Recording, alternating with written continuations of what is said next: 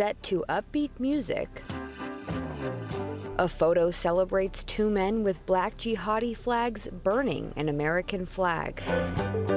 But this video wasn't created by the Islamic State or other militant groups. You can see balloons covering up all kinds of horrible images of terrorists on the ground doing horrible things.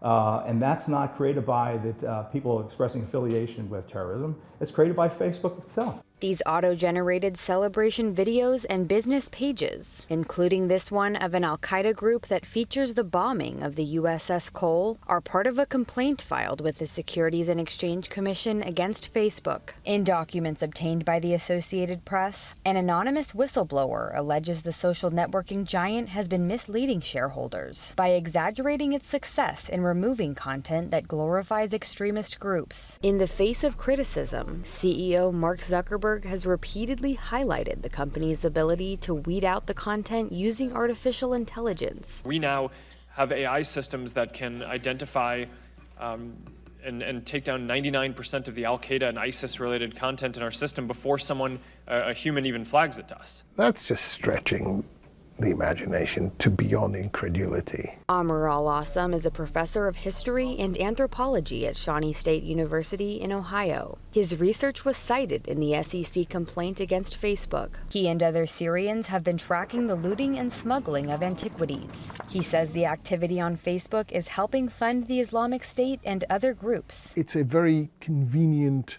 space that these people can interact, that they can message to each other, that they can recruit from. Other research in the SEC complaint shows that during a 5-month period last year, about 38% of the violent posts were removed. But much of the extremist content, including an execution video, remained easy to find. The complaint also identified over 30 auto-generated pages for white supremacist groups. The attorney for the whistleblower hopes sanctions will force the company to boost its efforts. To think that actually is a tool that organizations are using to recruit people suggests that this is the worst kind of crime that's happening on Facebook.